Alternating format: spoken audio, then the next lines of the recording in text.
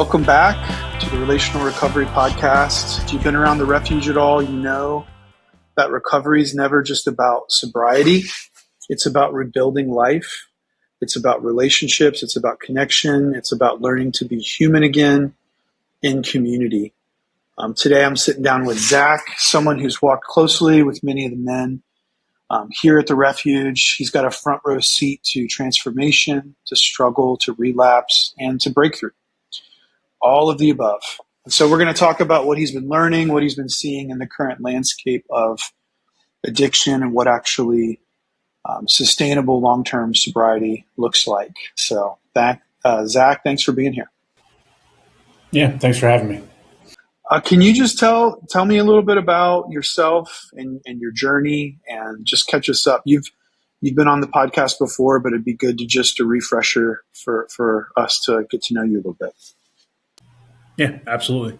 I have struggled with addiction for a long time in my life. I mean, I think I started getting high and drinking probably at the age of 13 or 14, and even smoking cigarettes before that. I really just had an identity struggle as well through high school, not really knowing who I am. And that just really snowballed into a lot worse things. And I really idolized women and the act of intercourse. I just in and out of trouble my whole life. I've been to prison. I've been stabbed. I have been homeless, slept on the streets. Pretty much you name it, I've done it. I've crossed every single line that I put in the sand that I said I would not cross. I've crossed it. And then I actually have been to the refuge before. I was in the refuge back in 2011, I believe, and didn't finish. Got released for anger issues and just being, I think I was 22 at the time, so just being immature and just not really submitting to the process of or submitting to God. Many years later, and many stories later, I found myself here again. It was 6 years ago. It came in 2020. It was about 6 years. This past January, I came in January 19th, I believe. So that journey's been incredible. I mean, obviously, going through the ministry and having that opportunity to just take the time for myself and build that relationship with Christ. I about got kicked out of the ministry many times for my anger and my outbursts and just not being able to control it.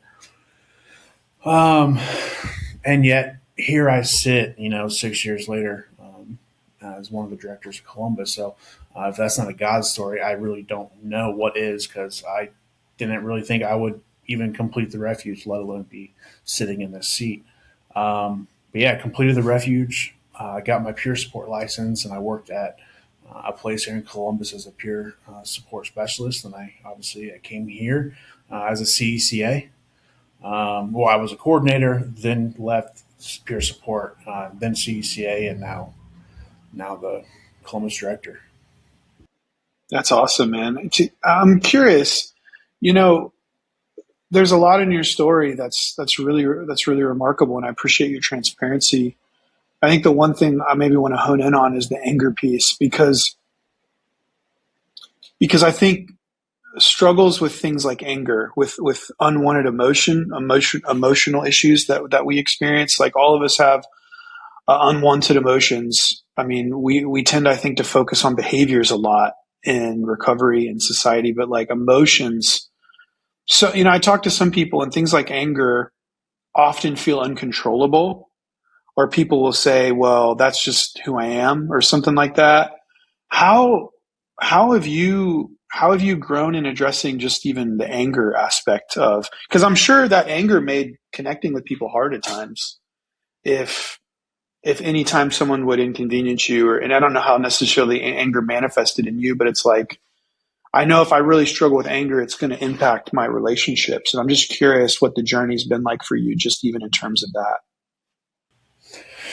I think for me, it's I always set expectations on people without them knowing that those expectations were set, and then when they did not meet those expectations, um, that's when I would get frustrated, and my frustration would turn into like a rage. Um, so really, it was just honing in on uh, not setting those expectations. And if I did, I at least talk to the people about that. And to give an example of that, I remember when I was in third phase and I forgot to sign up on the home pass sheet. And I went to the coordinator's office, and in my head, um, I was like, "Oh, they're definitely going to let me sign up. Like, there's no question. I just had mouth surgery the day before. Like, they're going to understand." And I went in there, and they said no. And I lost my lid. The stitches ripped out of my mouth. It was an ugly picture. Um, but that was one of the first times I was actually able to slow down quicker and recognize what I had done. And I think it was like a 10-15 minute episode. And I was able to walk back in there and have a conversation with the coordinators at the time. And then the Columbus director at the time, Austin, was there. Him and I had a conversation. Um, and I was able just to just slow down and recognize my fault in it. Am I perfect today? Absolutely not. Do I still have those moments of being angry? I do. But I think the biggest key for me is talking about it quickly. I was frustrated last night over a situation, and I was sitting there allowing myself to get built up emotionally. But instead, I called my wife right then. I called her, and I was like, I just need to talk to you because I'm so upset about a situation, and that helped tremendously. Instead of thinking I myself can handle the situation, because I myself will just I'll be like a volcano and erupt eventually, but I need others around me. That's really helpful. I mean, I think finding ways to deal with it, which often involves, yeah, talking it out with other people, but also growing in your own self awareness. And it's just encouraging because I think with sometimes with those, we do think that like we can't grow, but that's just evidence again that change is possible. It's rarely perfect. I mean, you admitted that. That's true for me too. But I don't think the goal is perfection. The goal is progress. And it sounds like I mean, I've experienced you grow a ton. Um, and I just think that's really awesome, man. That's good evidence. You've been around the refuge. You've had your own struggles with addiction. I think all of us, to some shape or form, struggle with addiction. But particularly, just thinking about substance use, thinking about kind of the landscape culturally. This is the work you do. Um, you've grown up around it. You've been in other treatments. You obviously have served at the refuge for a while now. I'm just curious, as you interact with folks over the last couple of years, especially, kind of what's been some of the biggest lessons you've learned about recovery? What are the things you're learning about yourself that's maybe new? What are the things you're learning about just recovery in general and how people are changing? What would you say to that? Yeah, I think for me, it's we it had to be the relational aspect of how recovery works, um, and because I think it was the TED talk, and he says at the end where he says, addiction, the opposite of addiction is not sobriety, but it's relationships, right? And it's so true. And because I've, as being a part here at the refuge so many times, and you see people come back, right? And guys who graduated come back, guys who obviously didn't graduate come back, and you ask them like, what's the biggest piece that you were missing, and they said, I stopped being relational. I stopped connecting. I stopped interacting with the men that I went through with, and so I just being aware of that, and I'm a really relational guy. My wife is not. She's completely opposite. She'd rather be alone, and I just don't know how she could do that. I feel like I would lose myself if I didn't have people. Um, and so, I make myself available for different things. Being part of a small group at church, going to church, and uh, while I'm doing those things on top of the relational aspect, is being transparent. Um, I will tell my story in full to anybody who wants to hear it, because it's a freedom for me.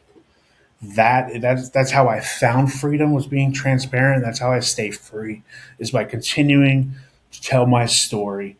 And because the more I tell my story, the more I found out that I'm not alone in my story. Because there's somebody that can relate to a part of my story, no matter what it is. And even the deepest, darkest parts that I've told, I've had other men come up to me like, "Hey, me too."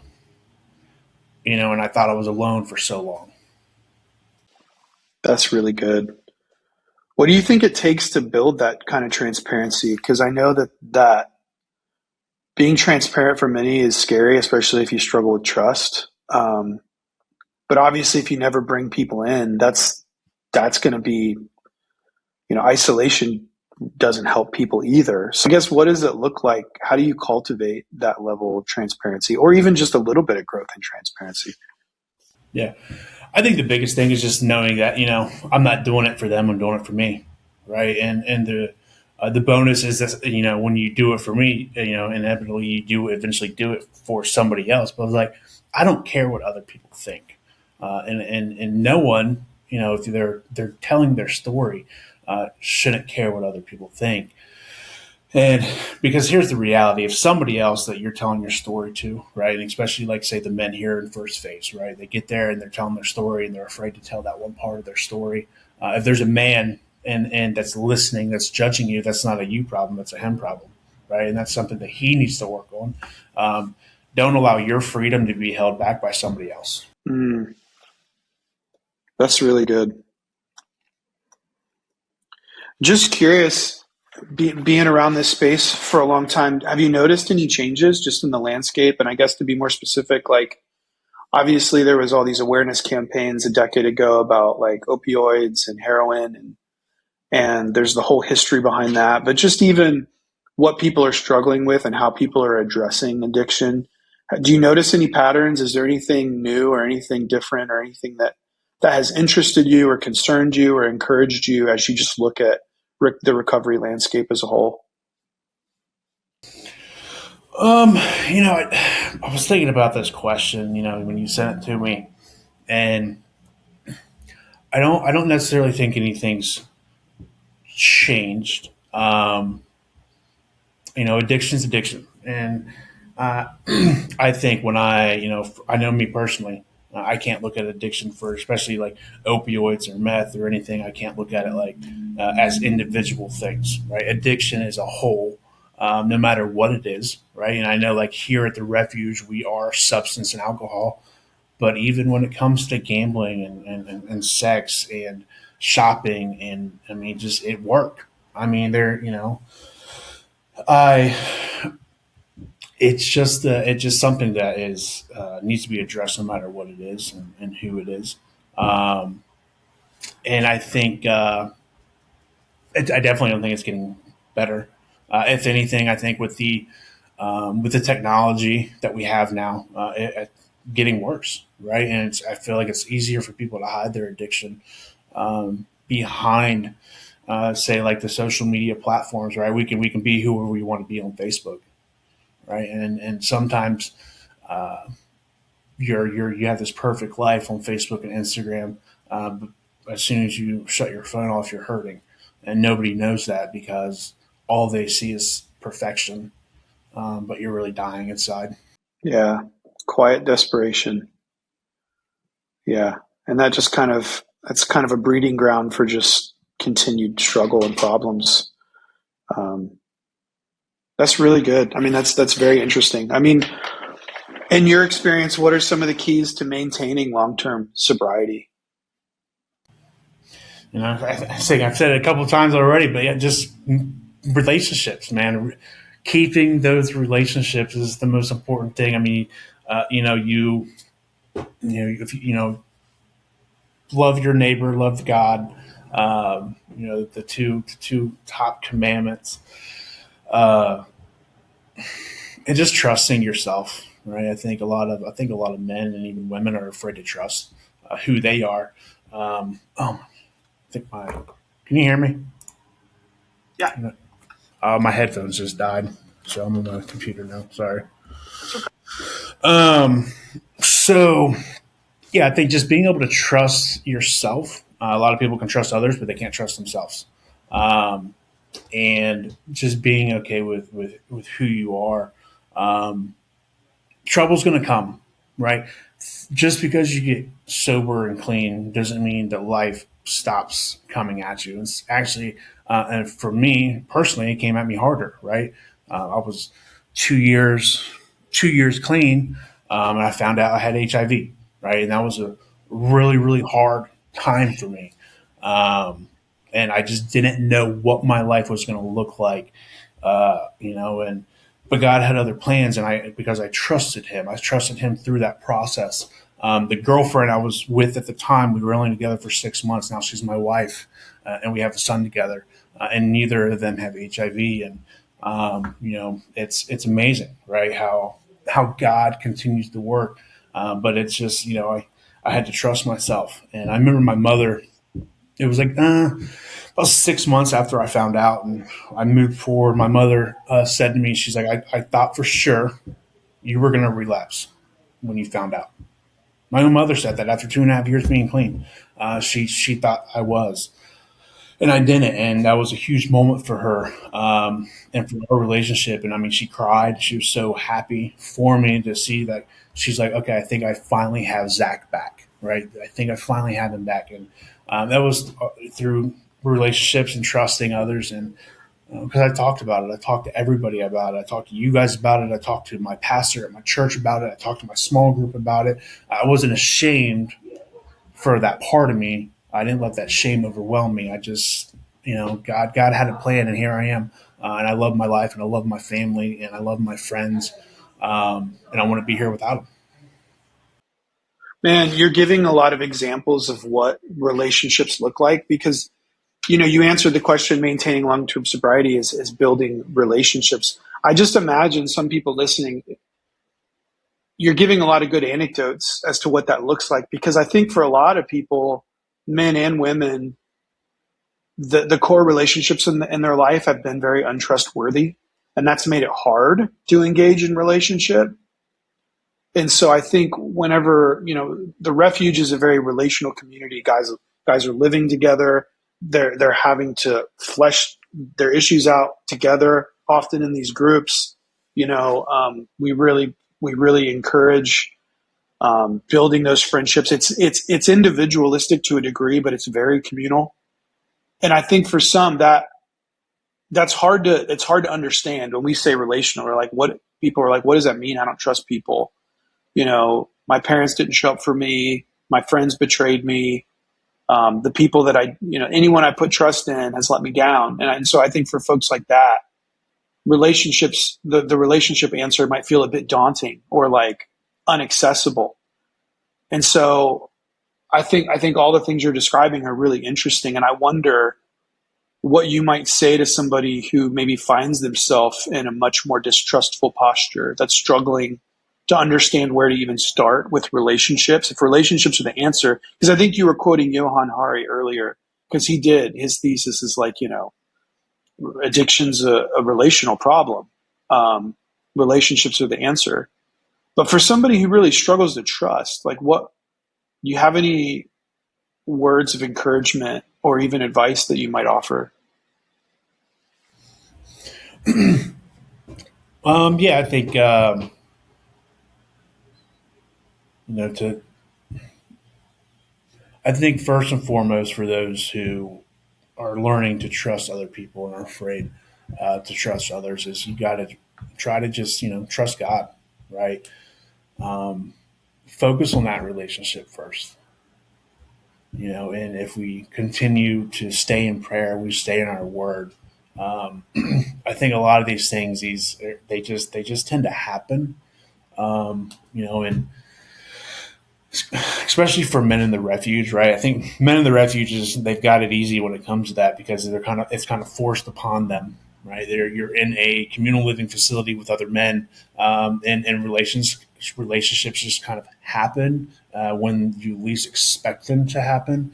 Now, like say for somebody who's not in the refuge, that's where you got to put yourself out there. Start small.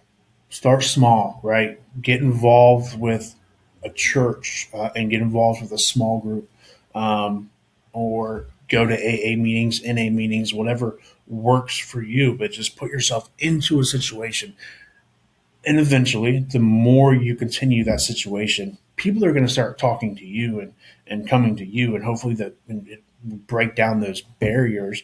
But it takes action, right? Nobody, we have to be the ones to take the action, to put ourselves in those uncomfortable situations. It's like, how bad do you want it, right? If I'm suffering and I'm struggling, but I don't trust anybody, but I know if I don't trust anybody, I'm going to die. Like, how bad do you want it? How bad do you want to live? That's really good. I like the part. I mean, I like all of it, but I really like the part you said about taking action because I think you're absolutely right. I think it becomes a sick cycle because there's fear there. I don't want to engage, so I stay isolated, but my isolation is killing me.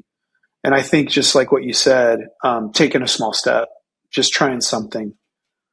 Because if what we're currently doing isn't working, we're gonna have to try something different. So I think that's great advice. It's a great place to start. Pick one thing and just try it. And if it doesn't work, try something else. Try something else. That's really good. As you think about the future, I'm just curious, right? You've been walking this out for a while. You've faced adversity.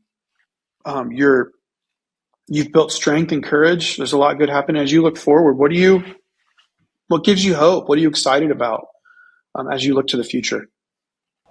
I mean, honestly, my family, man, my kids, man, my son who's about to be 2, um, and I have my stepdaughter who's about to be 6, and being able to be that role for her, and just being in her life, and it's just a blessing, man, to have a family. That's something that I always wanted as a kid, um, and I never thought I would have. Right, my 20s, literally my entire 20s, I just thought I would never ever be where I am today and have the family that I have. Um, so that's, I mean, that's my hope, man. That's where it lies. So I love that. That's really encouraging. You're building legacy for the next generation, right? You're investing in the lives of your children and your wife, and the fact that you find purpose and joy in that is so yeah, it's just so encouraging for me to hear. So personally, I'm just really moved by that. Very encouraging. I'm sure there's guys and folks listening right now who maybe they're in the refuge, maybe they're not, but they're listening and they're struggling right now. Um, I like to ask this question because it's always interesting. But when we find ourselves in struggle, it's like I'm curious right now where you find yourself. What would you say? What would you say to somebody who's struggling right now and feels stuck, doesn't know what to do, or just they're just in? You know what it's like, just being in the thick of it, where there's not a lot of hope, there's not a lot of courage, there's a feeling of being stuck. What would you say to that person right now? I just say reach out. And I know that's something that's said in everywhere. In AA, they always say call your sponsor, and or call a loved one or whatever. But it's true. I don't think there's ever been a time in my life where I've been struggling and I made that phone call, that uncomfortable phone call, and it didn't help. Right? Things didn't get worse after I made that phone call. They always got better, and they always that helped me. Um, so it's just because you're not alone. Like we think we're alone, but we're the ones that put that on ourselves. Like that's a lie from the devil himself. There are so many people that care. And you may not have family, you may not have friends, but I promise you there's people that care, right? And if somebody that's listening from the outside that's struggling, look up the refuge call. I guarantee you'll be talking to someone who cares, and someone, everybody, that's what I love about the refuge here, man. And just being able to be able to work in this space, is I truly believe everyone here cares for what they do and the men that they serve every single day. Well, Zach, thank you. I think some of the things that stand out to me is that recovery isn't about perfection, right? It's about persistence. It's about honesty. It's about community. It's about relationships, like you said. And so if you're listening right now, you're struggling, you're not alone. There's people who understand. There's help. There's hope, even if you can't see it. And at the refuge, we've seen men step out of darkness. We've seen real freedom and change, not because they were strong enough alone, but because they chose to stop doing life and recovery alone. So thanks for listening. If this episode encouraged you, share it with someone who might need it. And as always, recovery happens in relationship.